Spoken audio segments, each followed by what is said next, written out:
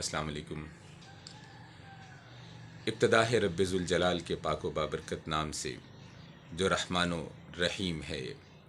اور لاکھوں کروڑوں درود و سلام ہوں نبی آخر الزماں آقا دو جہاں حضرت محمد مصطفیٰ احمد مجتبیٰ صلی اللہ علیہ وسلم پر۔ ناظرین محترم، کے آر یوٹیوب آفیشیل پر آپ دیکھ رہے ہیں پروگرام دانش کدہ، اور میں ہوں آپ کا میزبان روحان دانش۔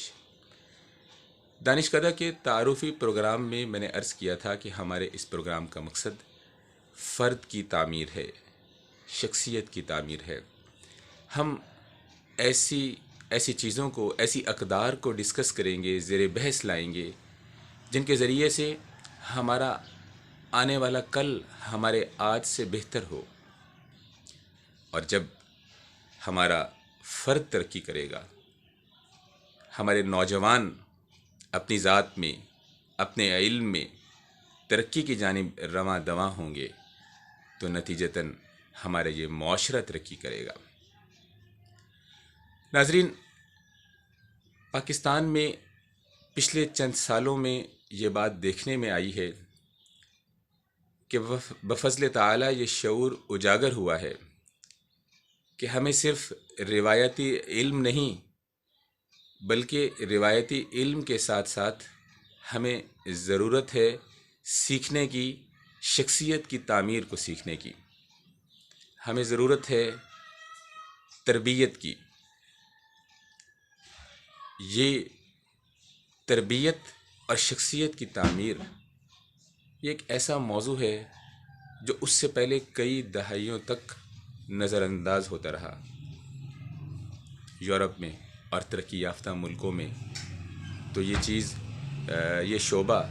باقاعدہ طور پہ بنیادی اہمیت کا حامل رہا، لیکن الحمدللہ فی زمانہ، یوں کہیے بلکہ کہ پچھلے کئی سالوں سے یہ بات دیکھنے میں آ رہی ہے کہ پاکستانی معاشرے میں پڑھے لکھے افراد میں اور بالخصوص نوجوانوں میں یہ شعور اجاگر ہوا ہے کہ ہمیں کس طرح اپنی ذات کی تعمیر کے لیے، اپنی ذات کی ترقی کے لیے آگے بڑھنا ہے۔ ہمیں وقت کی مینجمنٹ سیکھنی ہے، ہمیں اپنے کاموں کی مینجمنٹ سیکھنی ہے، ہمیں اپنے معمولات کو کس طرح سے بہتر بنانا ہے کہ اس کے ہماری تعلیمی زندگی پر، ہماری خانگی زندگی پر، ہماری ملازمتی زندگی پر اور ہماری کاروباری زندگی پر مثبت اثرات مرتب ہوں۔ اس شعبے میں جن لوگوں کو اللہ سبحانہ و تعالیٰ نے بلا شبہ عزت دی، اور اللہ کی مخلوق نے ان سے بہت فائدہ اٹھایا، ان میں یقیناً بہت سارے نام ہیں، جیسے کہ ریحان اللہ والا ہے، اس کے بعد محمد یمین الدین ہیں، اور ان کے پیش رو جناب سلیمان احمر ہیں۔ اسی طرح جناب جاوید چودھری نے بھی اپنے انداز میں، اپنے بھرپور انداز میں نوجوانوں کی اور ملک و قوم کی تربیت کے لیے اور ان کے کل کو بہتر بنانے کے لیے بھرپور سعی کی ہے، قابل قدر سعی کی ہے۔ اور آپ مجھ سے اتفاق کریں گے کہ بلا شبہ اب میں جس شخصیت کا نام لینے لگا ہوں، جنہوں نے ہزاروں زندگیوں کو اور لاکھوں دلوں کو اپنے خلوص سے، اپنی گفتگو سے متاثر کیا ہے، یقیناً وہ ہیں سید قاسم علی شاہ صاحب۔ ان کے ساتھ ساتھ جناب اختر عباس، جناب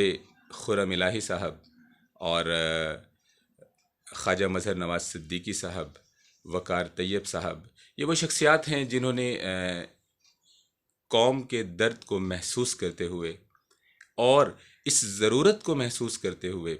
اپنا بھرپور کردار ادا کیا ہے،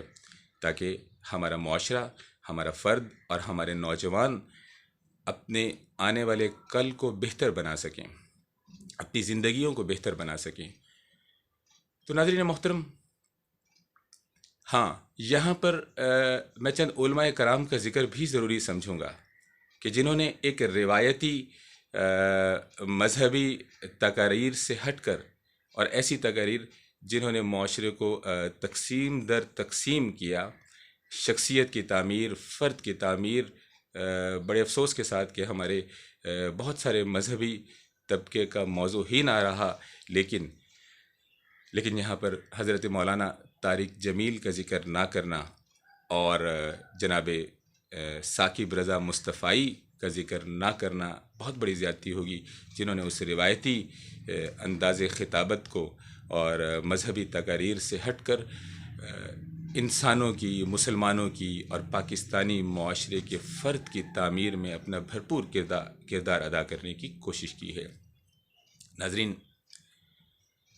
ان تمام لوگوں کی کوششوں کا مقصد، اور دیگر بھی جتنے بھی لوگ اس پیرائے میں کوشش کر رہے ہیں، اس کا مقصد یقیناً اور میرا اور آپ کا ان کو سننے اور یہ سب سیکھنے کا ایک ہی مقصد ہے کہ ہم ایک کامیاب زندگی گزار سکیں۔ اور کامیابی کے حوالے سے جب میں نے اس پروگرام کی ریکارڈنگ سے پہلے کچھ ان لوگوں کو سنا، ان معتبر شخصیات کو سنا، اپنے تھوڑے سے علم کو جب ٹٹولا، تو میں اس نتیجے پر پہنچا کہ کامیابی کسی ایک شے کا نام نہیں، کامیابی منزل کا نام تو قطعاً نہیں۔ اچھی ملازمت، اچھا کاروبار اور اچھی گاڑی کامیابی کا ایک جز تو ہو سکتے ہیں، نتائج میں سے ایک نتیجہ تو ہو سکتے ہیں، لیکن مکمل کامیابی نہیں۔ جس طرح کار